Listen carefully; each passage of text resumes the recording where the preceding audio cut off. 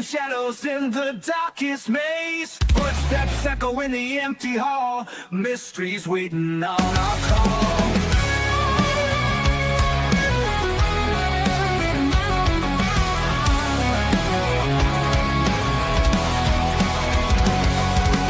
Bigfoot stomping through the pines. Aliens sending secret signs.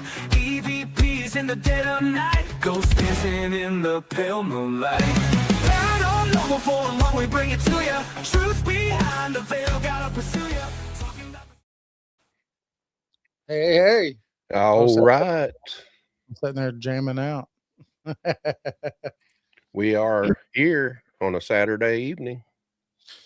Yes. Sorry about Thursday, everybody. We got carried away with this film we're trying to do and try to bring out to all of you. Yep. And let's cross our fingers that the film turns out just as good as the trailer did. Yes, I'm sure it will. So Jason and I are working really, really hard on it. So what's up, Roger? What's up, How you doing? Roger? It's been a long time. But this is one place that we're going to go this year, isn't it, Jason? The LBL. Yes. Hopefully it'll all work out. And Paul from Paranormal Among Us is going to go with us. So that's going to be fun. Oh yeah.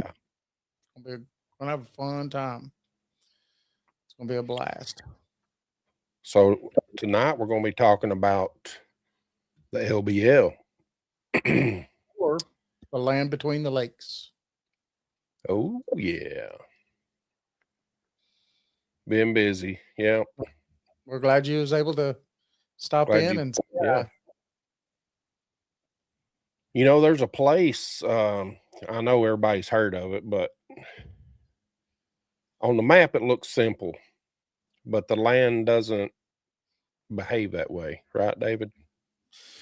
Absolutely. Yeah. I mean, there's tons of stories, and our really good friend Greg and them have filmed over there several times and got a lot of really good evidence. So I'm saying there's some crazy stuff that goes on over there. Oh yeah. So the Land Between the Lakes National Recreation Area, it stretches across thousands of acres of dense forest, long stretches of empty road and water on both sides. I mean, it seems to isolate it from everything. During the day, it feels open and familiar. This is what people have said, but we've not been yet. No. Sunlight. Yeah. Sunlight, hopefully this year. The sunlight, they say, cuts through the trees. The lakes reflect the sky, and people move through it like any other outdoor destination.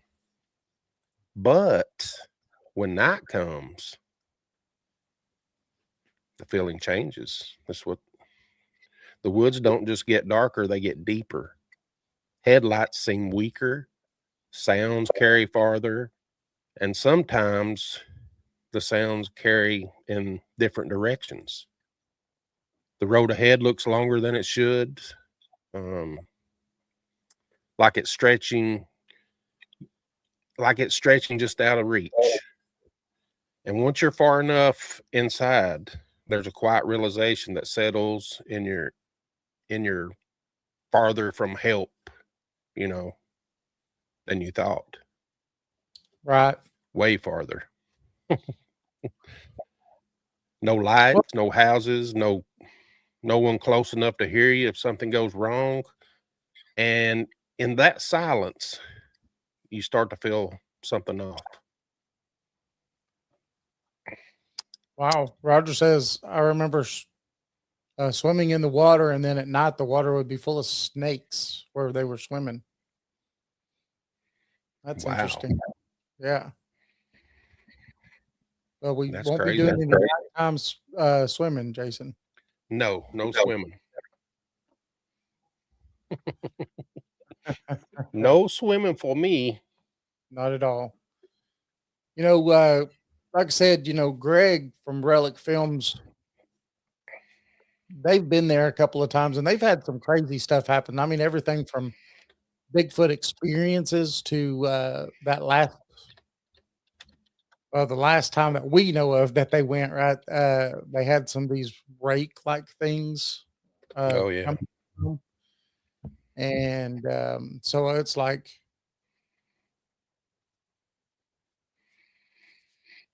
for some reason, you have where, Hey Jason. hey, Jason Finch, how you doing, buddy? Um, you have this place that seems like you said at the daytime, it seems to be just everything's fine.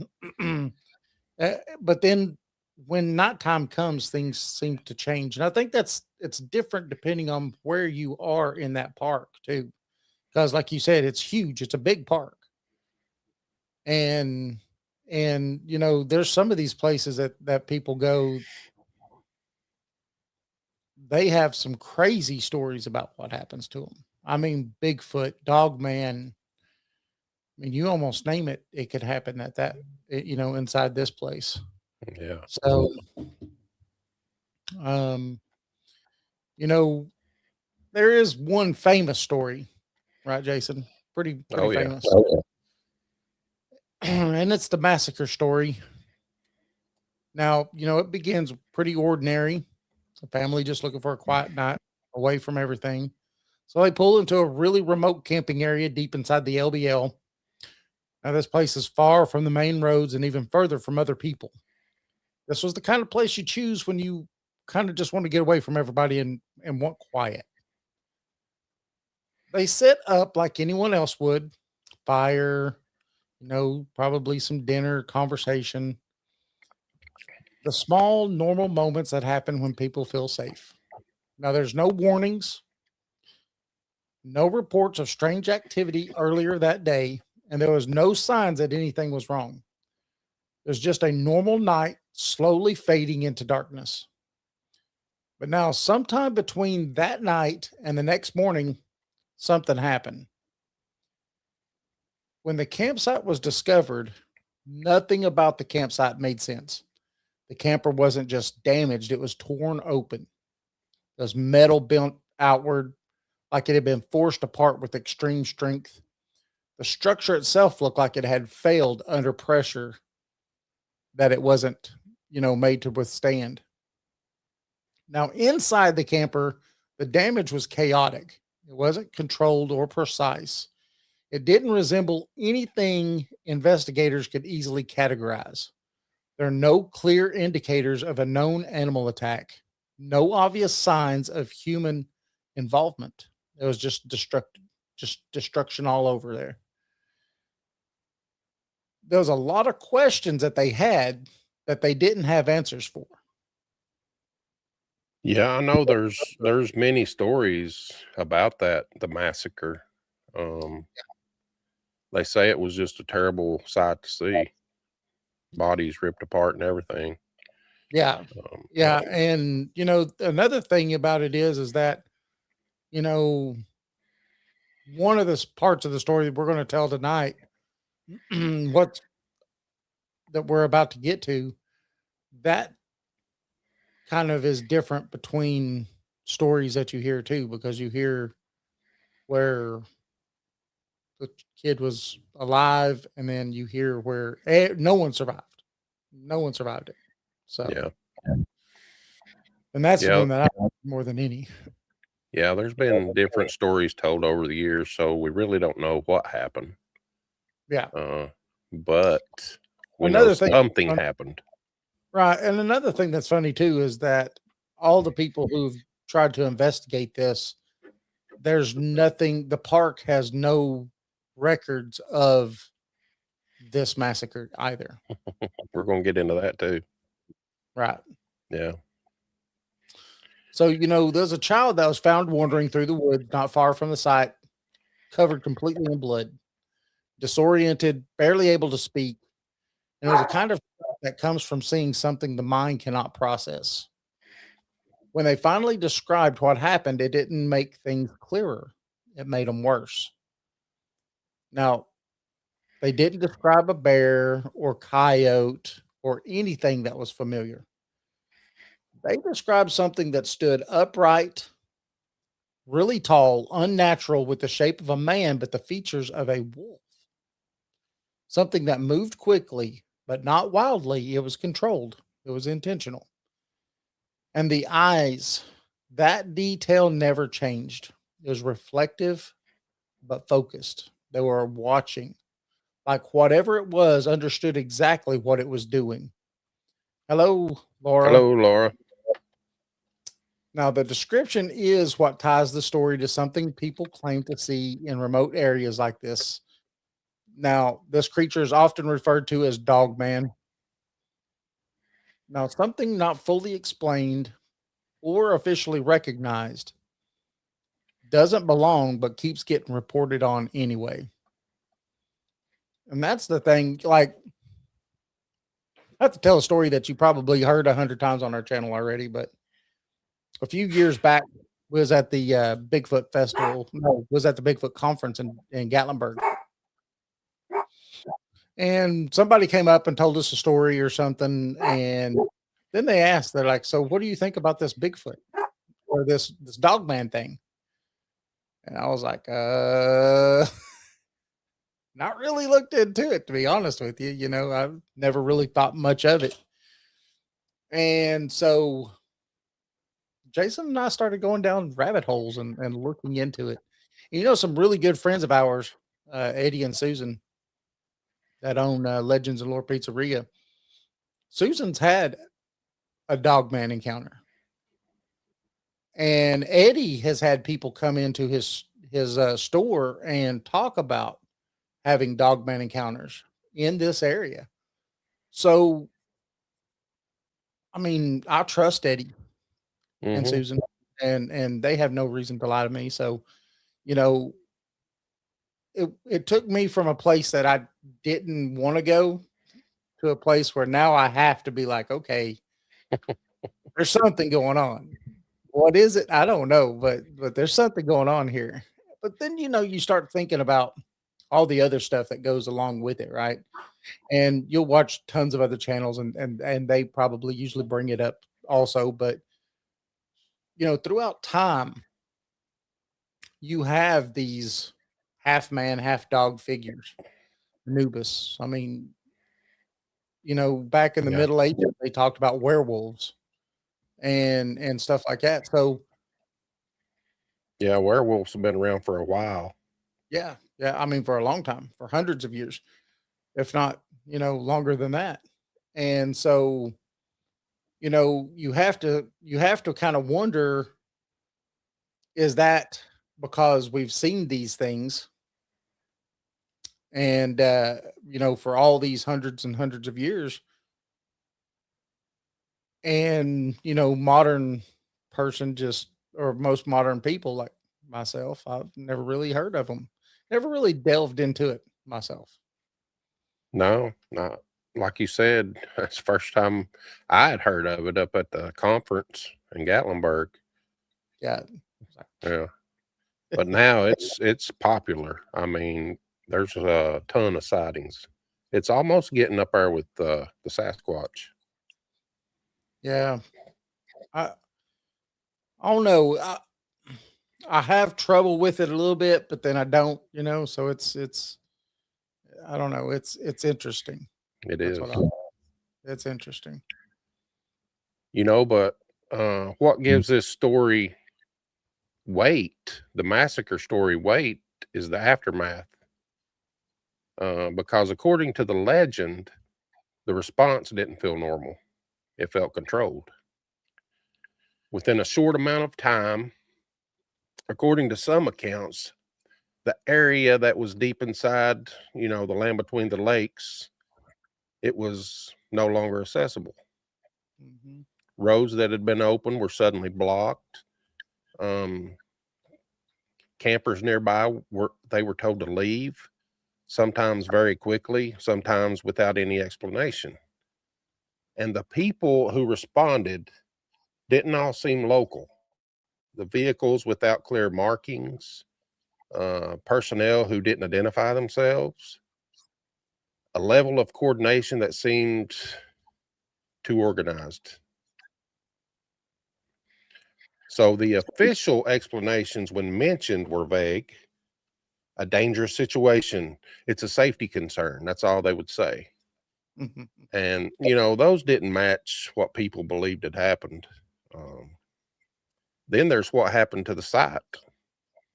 According to the story, it didn't remain long. The camper was removed, the surrounding area disturbed, any visible trace of what happened gone. Not cleaned, just erased. Mhm. People who claim to have returned, they say something even stranger, that they couldn't even recognize where the site had been, as if the area itself had been altered just enough to remove any connection to that event. There wasn't no confirmed reports. There wasn't no documentation that you can look up, no official acknowledgement, and nothing that matches the scale of the story. And there isn't, I mean, that absence becomes part of the mystery because it doesn't feel like nothing happened. It feels like something wasn't allowed to stay. Could have been covered up. Probably I don't was. know. Probably was. I remember, I don't remember, but I remember hearing about them closing part of the park. Yeah. I don't know why they would have, but I know they did close part of that park after that happened. Well, I mean, first of all, you got to clean it up, and you can't have people seeing it if you're going to Right. try to stuff it under the rugs, right? That's what I was thinking about earlier. It's cynocephaly. Cynocephaly. Yes, and it is having the head of a canid, typically that of a dog or a jackal. Hmm. So, it came from Greek. So the ancient Greek and Egypt both had these beings. Cynocephaly was familiar to the ancient Greeks because the Egyptian gods, son of Horus, and was the opener of the ways. And then, of course, you had Anubis, the god of the dead, which had heads. They both had heads of jackals. So, yeah. That's So I mean, interesting. yeah. But they talk about that in late antiquity. They talk about um, people. What was his a legend about the life of Saint Mercurius or whatever? Mhm. They said that he had a dog's head. He was a saint. A lot of times he's depicted with a dog's head. I just wonder the things that we have now that people are seeing, if they're less civilized than the ones in Egypt, or you know what I'm saying? Like they had statues of these people. Yep. Yep. I don't know. What do you Says think? Paul the deacon actually mentions cynocephaly in his Historia. They Was it pretend, common? yeah, I think so, because this is in the medieval times. Hmm. Um, yeah, and so you had what was it here? I just was looking at it, but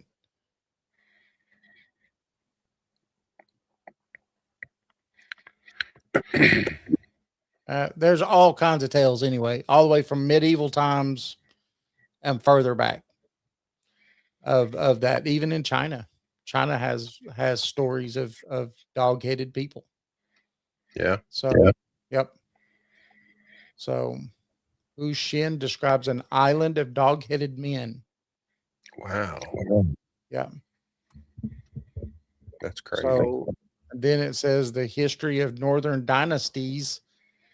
Tang historians also mentions the dog kingdom. Hmm. Yeah. That's wild. Yep.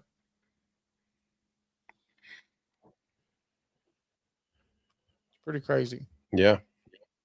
Says according to the Greek apocalypse of Baruch, human-like beings with the appearance of dogs and the feet of deer are seen in the second heaven. The second heaven. What's that?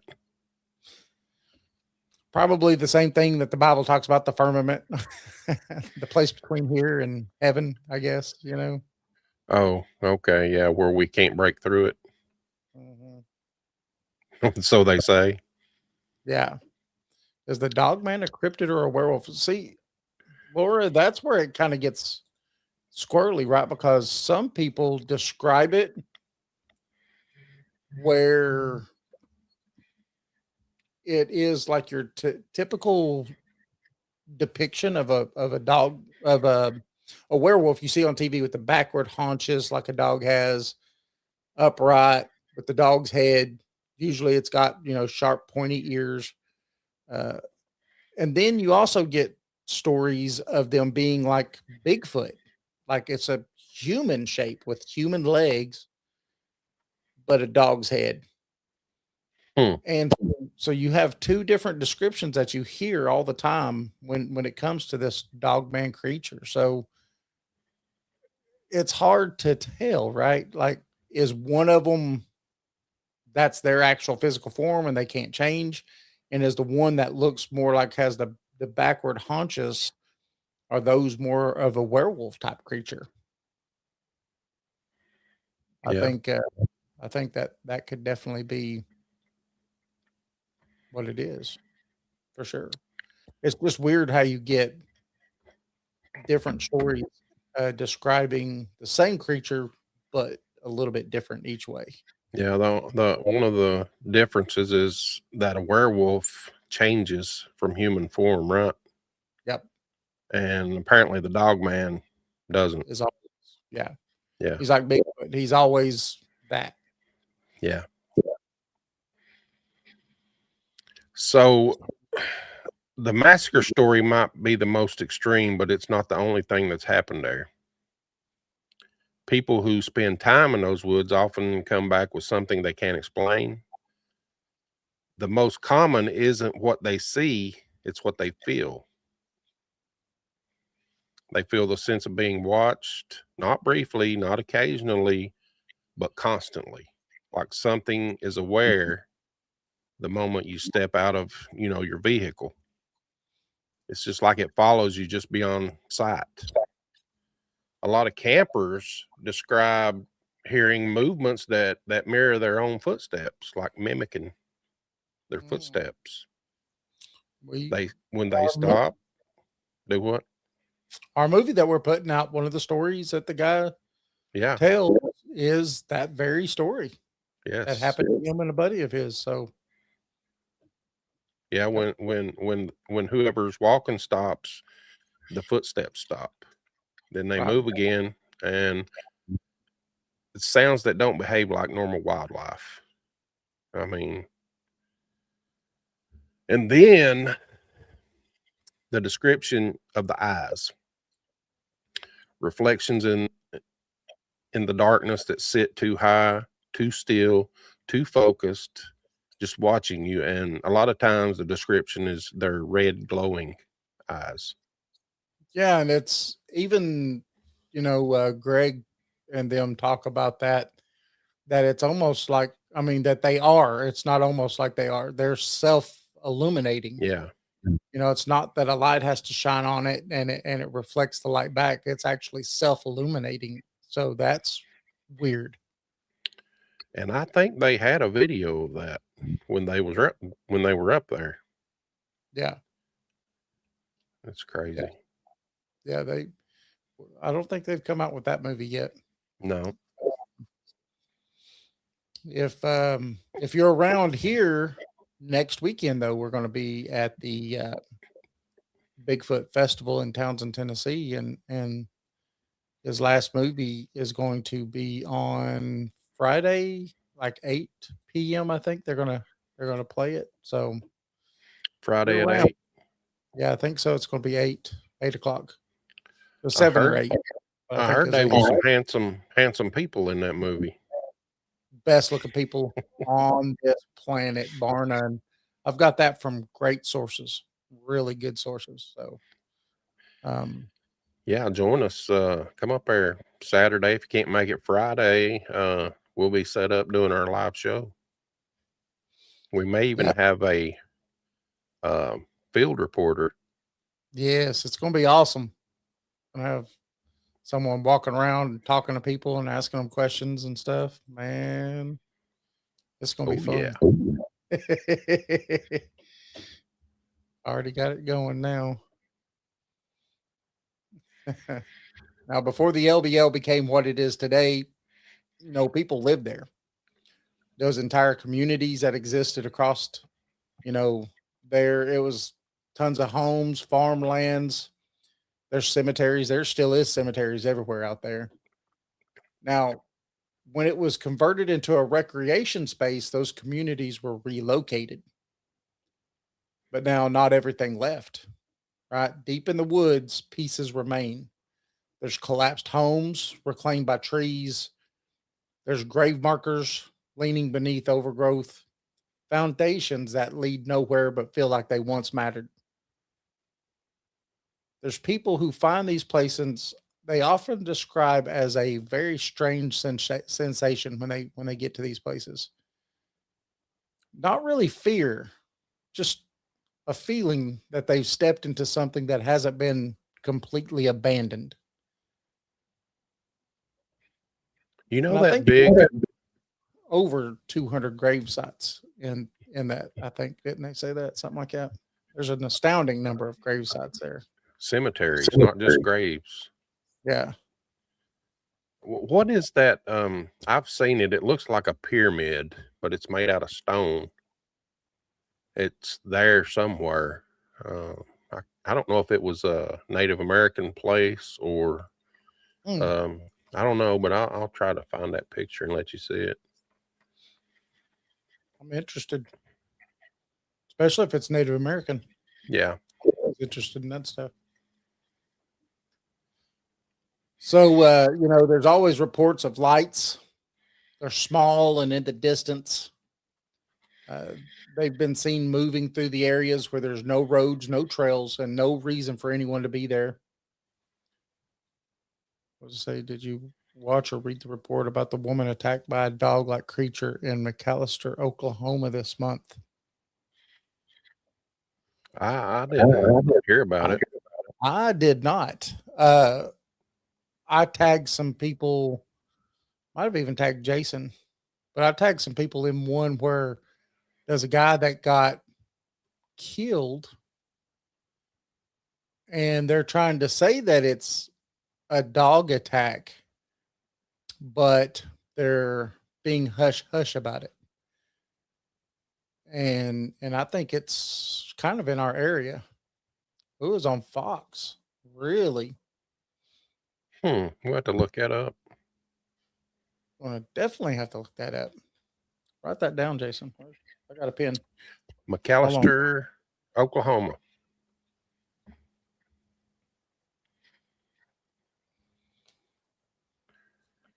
Fox News.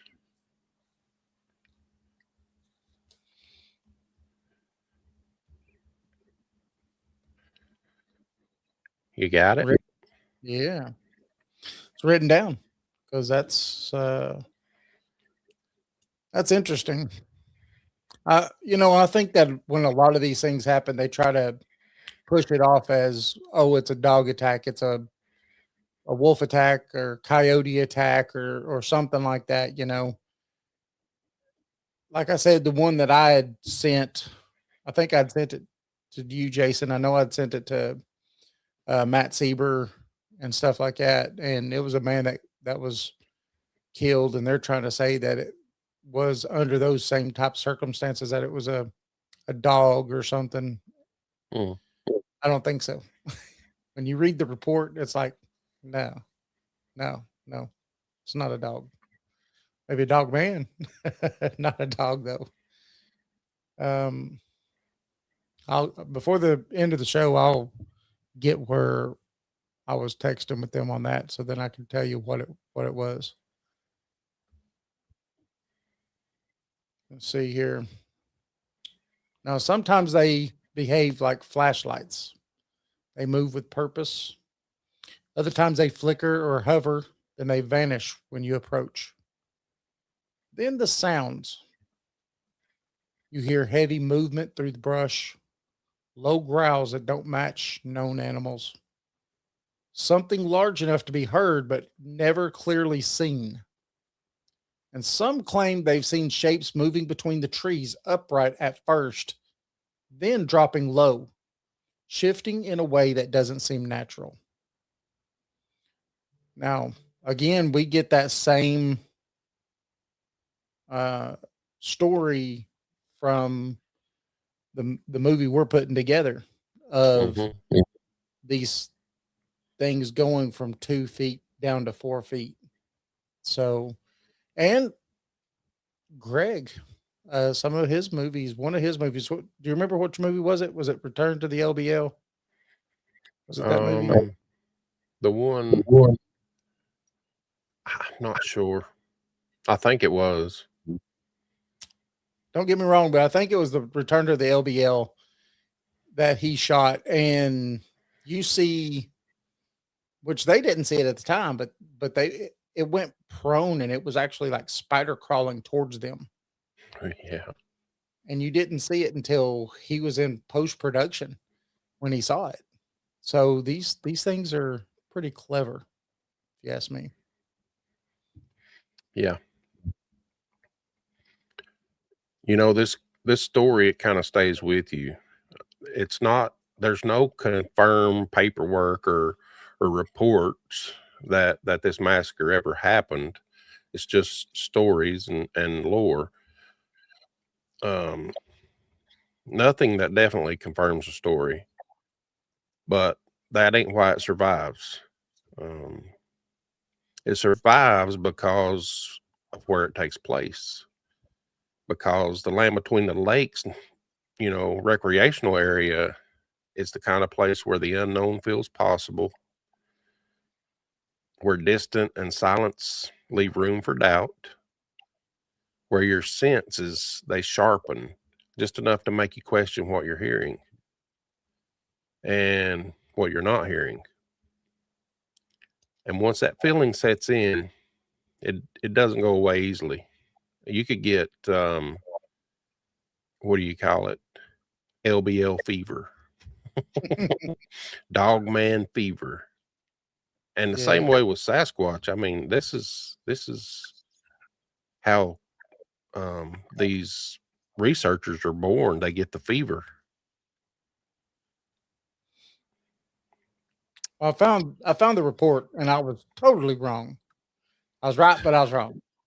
There was a report, but this was on Channel 8 here in Tennessee, and there was 13 goats Oh yeah, killed. yeah, Remember me sending that to you now? yeah. And this happened in one night. And they're trying to say that it's dogs killed 13 goats. That's a lot I of don't think, goats. yeah, I don't think so. Could have been a Um, pack of dogs, maybe, but yeah, dogs, well, do they usually eat their victims? yeah, they're not eating them. They're just killed. Whatever this was, just killed them. Man-eating dog man. Mhm. You ever seen that movie? Shoot, I can't think of the name. It's got Val Kilmer in it, where he goes to Africa building a railroad, Mhm. and they are these man-eating lions. They're in I they're remember in a that. pair. You remember that movie? Yeah. I can't think of the name of it, but Based it's a on a good true movie. story. It's actually Yeah, it based on. is a true story. Yeah. Yeah, that was a really good one. That was an old movie though. Yeah. It's old. We're dating ourselves now, Jason. Oh well. My beard's dating me. I need to get me some of that just for men. Ah, What do you think? Think it'd look good on this? I think we just need to go ahead and grow old. Get And be old? okay. I Yeah. don't know. I might.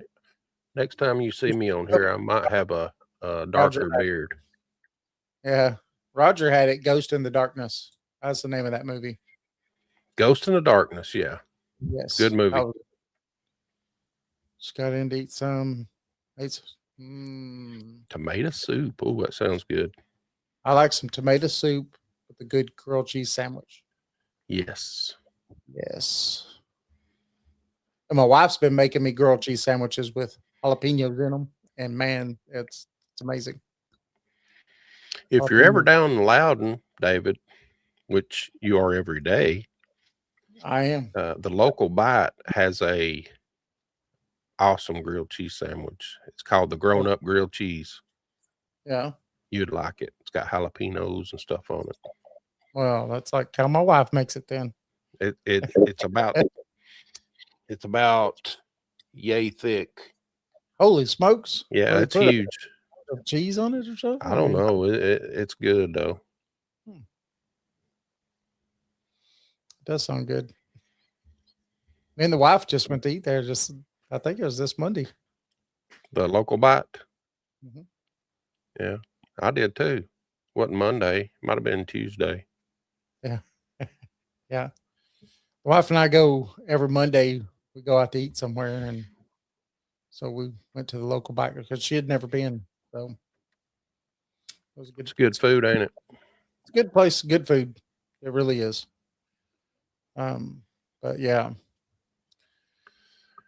But the LBL, what do you think about it, Jason? I mean, I'm looking forward to us going sometime towards the end of the year, doing a Yes. camp out, and gonna get some good footage. Hopefully, we can catch a dog man or a Bigfoot on camera.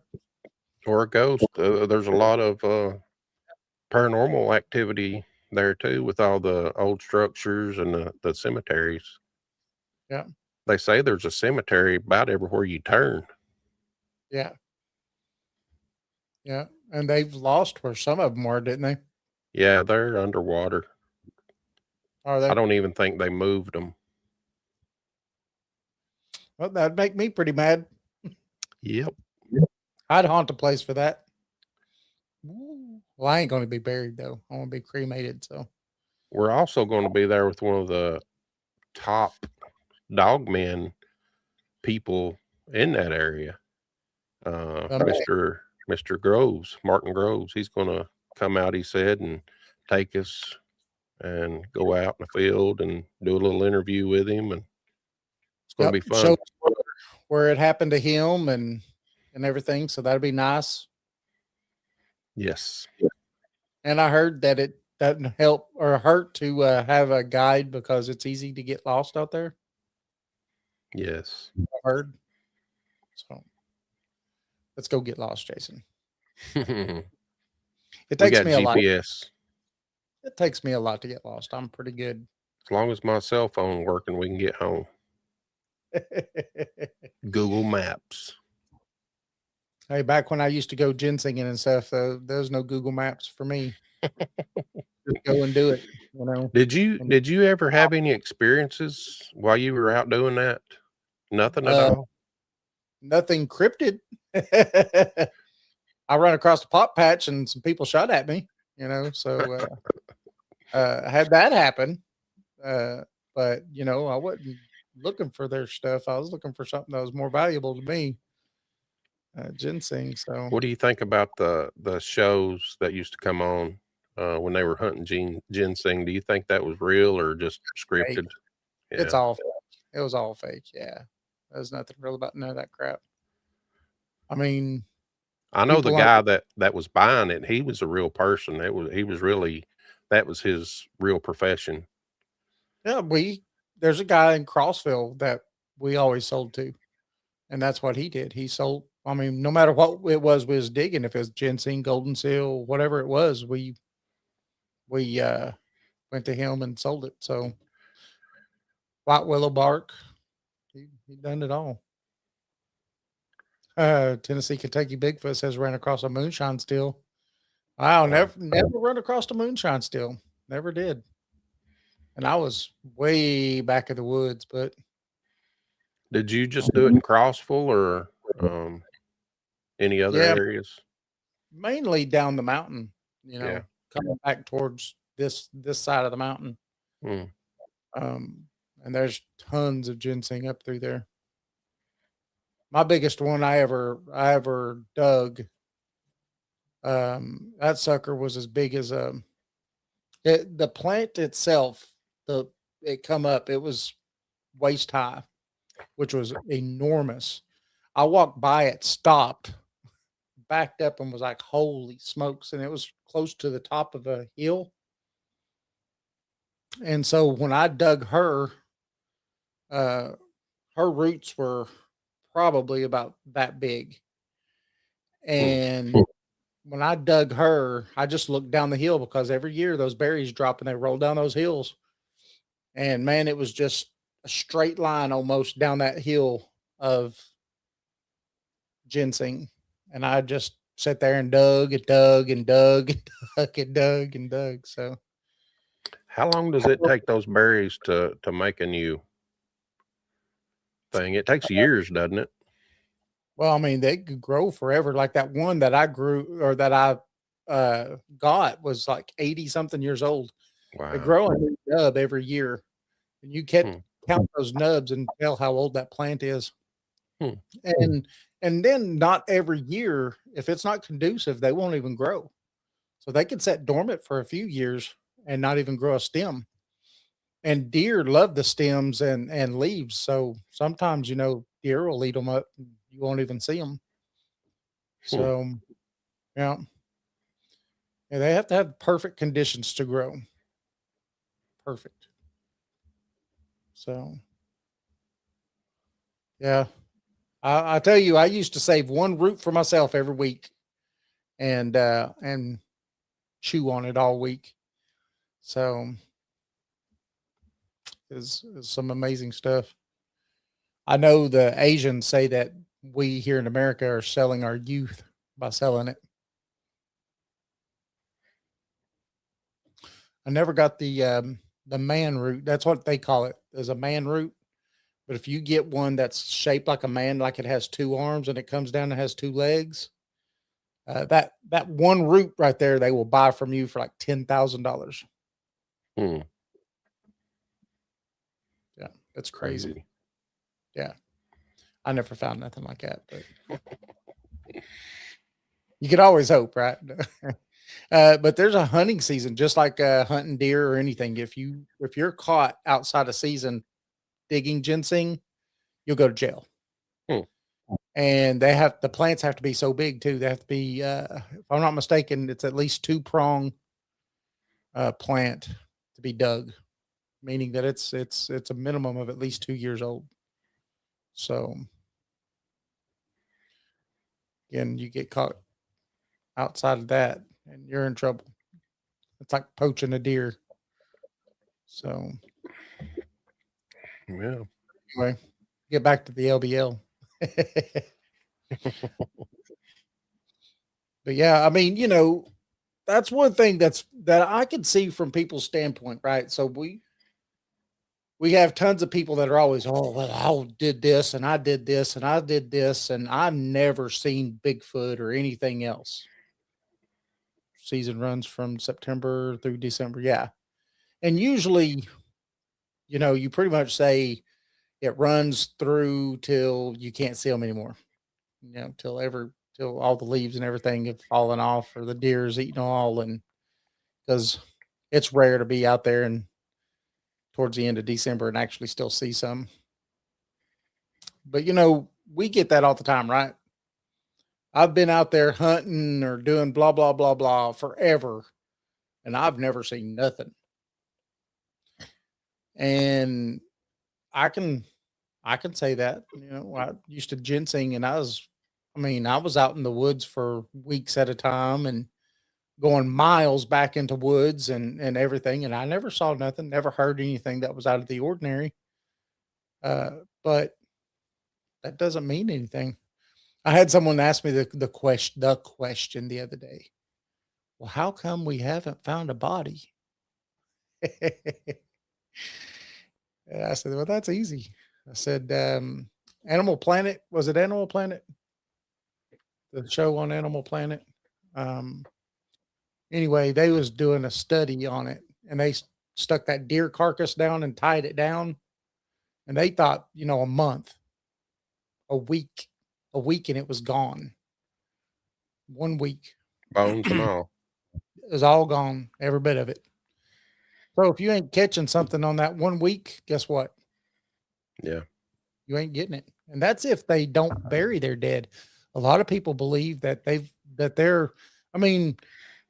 we're pretty sure from the Sierra sounds and things like that, that these things have a complex language and stuff. And if they have a complex language, then more than likely they probably bury their dead. Yeah. Smithsonian doesn't hide nothing. That's a fact. Well, even when the Native American talked about them, it was like another tribe, right? Yes. Yes. So Always. they were kind of civilized, sort of, I guess, maybe a little wild, but I would say they did bury their dead. Yeah. Maybe, I don't know. I would think that they would, because again, from some Native American tales, they actually traded with the Bigfoot. Hmm. They actually traded with them. And so if you're trading with these other beings or these other people, because they just, in most instances, they were just another people. But if you're trading with these things, then they've got to have some kind of complex relationship abilities. You're right. They're able to communicate. They're able to, do whatever. They're not just animalistic. So, to me, I would just think that they would bury their dead.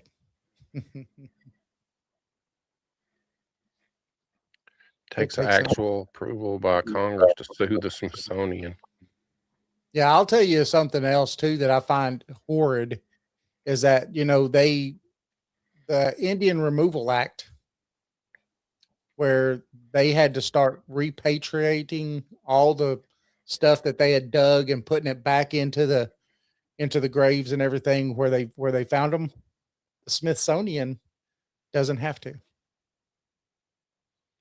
They don't have to. They get to keep everything they got. They do not have to repatriate anything. Yep. It's terrible. Yeah. Well, I think, if you saw what all they had, I think they probably got a Bigfoot stuck back there I somewhere. wouldn't doubt it. I seen a post on Facebook of a guy being interviewed that actually claimed to have a Bigfoot body. He showed pictures. You can't tell nowadays AI, but it looked convincing. I don't know. You always AI question it. That's the problem with what we live in today. Because now we're getting into the time where you could fake stuff easier than going out and trying to find the real stuff. Right. You could fake it pretty easy and make it very realistic and convincing. So, unfortunately, I got the hiccups for some reason. Unfortunately, when in the past, a good video or a good something would probably suffice. Nowadays, it's going to take a body. It's going to take solid DNA evidence, which I think that they've already got. But that's another thing. I've not looked into or anything, but has anybody started trying to get DNA evidence from Dogman? Hmm. Hadn't heard of it. Yeah. I mean, that'd be something. The Dogman Project The or Dog something. Man Project. Yeah. Try to get big. I mean, if we're out there, people are out there getting, this DNA and sending it in as and thinking that it's Bigfoot DNA, and people are having these experiences with Dogman, I wouldn't think that it would be any harder to get that. Maybe, Yeah. maybe not. What do you Well, think? yeah. Woohoo. Remember, everybody, we are going to be in Townsend next Saturday. So, Yes. Bigfoot Festival. We will be doing live shows. So, yes, you'll have to have a Polaroid. Yeah, that's true. Yeah, definitely nothing digital. Digital won't work. 35 millimeter.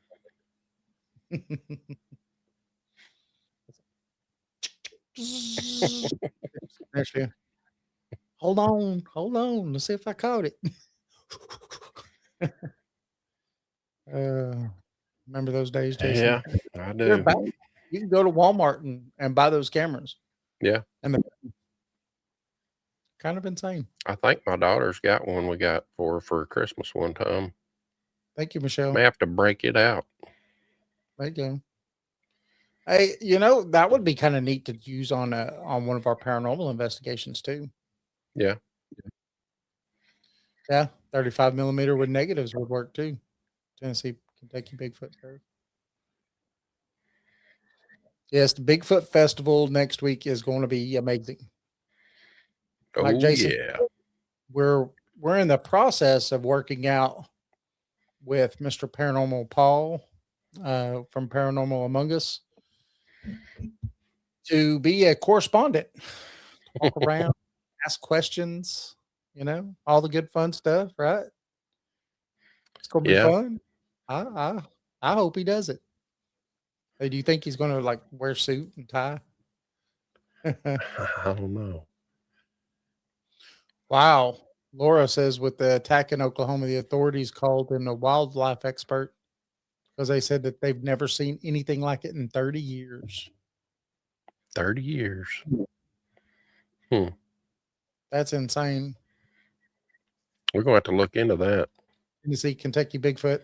Yeah, Paul's a really cool dude, and we got to meet him and Krista and a lot of Greg Ogles and everybody last year at the same festival, and we had just such a blast. It was so fun, and I'm glad that they get to come back out again this year. This is something just in our backyard, so we could practically walk there, which I'm not going to, I don't know but about walking there. we could if we started. We can make it. Maybe a week. It might take a week. Like I said, if we started tomorrow, we might make it. No. No, it's just probably about an hour and 15 minutes up the road. Yeah. If that far. If that far. Yeah. Well, if you go through Maryville and Marble? Maryville and you get a lot of traffic, maybe. Yeah. Not Maryville, everybody. There's no Mary Marble. in it. Marble. You ask any East Tennessean where Maryville is, and they're going to look at you like you got two heads. Sorry. Never heard of Maryville before.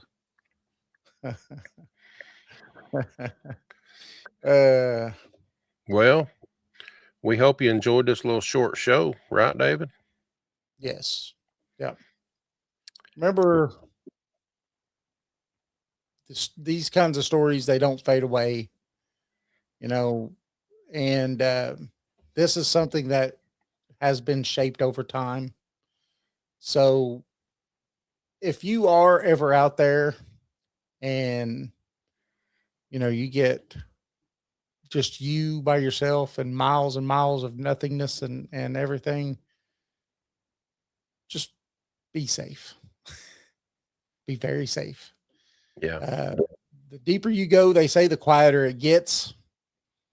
And then silence actually starts feeling like it's something else. So just be careful. Be careful. And hopefully, like I said, Jason and I have 4 places we're wanting to go to. Well, 4 things we're wanting to do this year as far as filming, so we can put out next year. And so that is one of them. Actually, the middle of next month, we're going to be going to the Devil's Stomping Grounds in North Carolina, and it's going to be fun. So I can't wait for that either. Yeah, that's going to be fun. We're going to camp 2 Primitive nights, camping. right? Friday and Yes. Saturday. Yep. Going to be out there filming and trying to catch us some devils or something. Yeah. We don't know what's up there. Well, and that's something that they have a lot of paranormal stuff that happens there. Yeah. So hopefully we could get that. Hopefully we get some people to talk to us that we could interview, which would be amazing. Tell us some stories. Yes. I would Wood like boogers. that. Yeah, some wood boogers. That would be fun. I would love it. But the one I'm really looking forward to for us to do is the LBL. Yeah. We've been trying to plan that one for 2 years, isn't it? Yeah. We've been talking about it for a while. Hey, Roger, anytime you want to do something and everything, and you've got time, brother, come on up. Yep. When we get the date when we're going to the LBL, hopefully, maybe I don't know how close it is from you. Maybe you can come up there. Not much. I mean, it'll be a little bit further for him because he lives in Dallas, but yeah. Yeah. Haven't been to LBL. I always have. Yeah, it does. It does. And Mr. Greg Ogles has seemed to have a ton of it.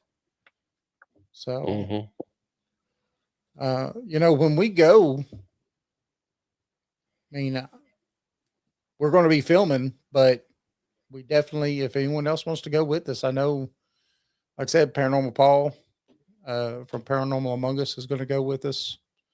So this ain't got to be just 3 people. The more the merrier, right, Jason? So yeah, the more the merrier. The LBL. So when we get a good date that we could, hammer out and stuff, but I think it's going to be sometime towards the end of summer, right? Early fall. Yeah, we're probably going to be there in the fall. Early fall. So there's no snow or anything like that. So yep. So definitely stay tuned for that. And also, if you haven't seen our video that we just put out last week, wasn't it last week that we just put out that trailer?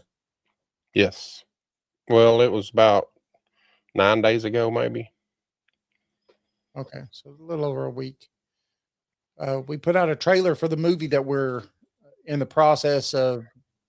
We're pretty much done filming.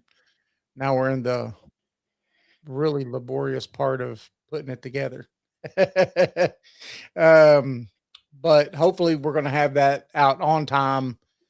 And so, hopefully you'll be watching that while we're doing some more investigations on the 15th. On the 16th is when it's coming out. So yep. Stay tuned for that. That'll be here on YouTube on the 16th. Yeah, that would be a great time, Roger. And you're, like I said, you're more than welcome to come. Oh, All yeah. right. Well, that's our Well, show thank tonight. everybody. Thank y'all for showing up and being part of the show. And remember, you connect with us at paranormal411.org.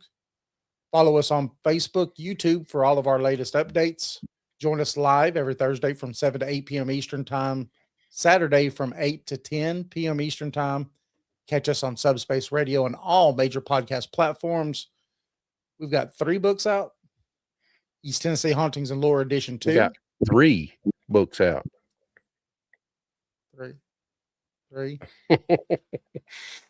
3 books out. Yeah. East Tennessee Hauntings and Lore Edition 2, a comprehensive guide to paranormal investigations. That one right there, you know, if you have never really done any paranormal investigations, that's the book that, and you want to really learn. I think this book right here is amazing. And I'm not just saying that, but I am saying it. And the last one is actually kind of a companion to the paranormal investigations. It's the Haunted Ledger. And what it is, you know, we really believe that while you're doing an investigation, you should be writing down everything that you feel, times, you know, all of that stuff. And then when you start going back through your evidence, you might start seeing correlations between things, right? Felt a cold spot. Then all of a sudden, you know, you hear something, or just, you know, you might find correlations. So it's really good to always have that stuff written down. And that's what the Haunted Ledger is so you could actually write all that stuff down. Now, all these things are available on Amazon, or you could go through paranormal411.org and purchase those. Join us. Join us. We really appreciate everybody that's showing up and is part of all of our shows. And we will have a show Thursday night, so join us then, 7 p.m. Saturday, we will be at the Bigfoot Festival, and we will be filming all day.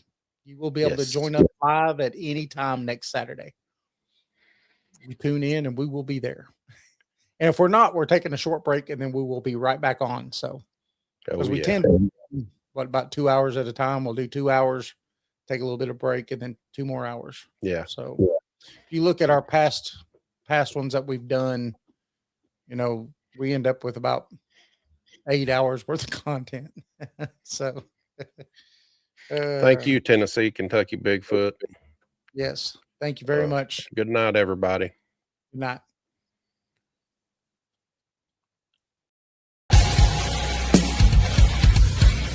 Have you ever wondered what lurks in the shadows? What secrets the night hides? What strange phenomena might be happening just beyond your perception? Join us as we journey into the world of the paranormal, exploring everything from ghosts and UFOs to cryptids and unexplained occurrences.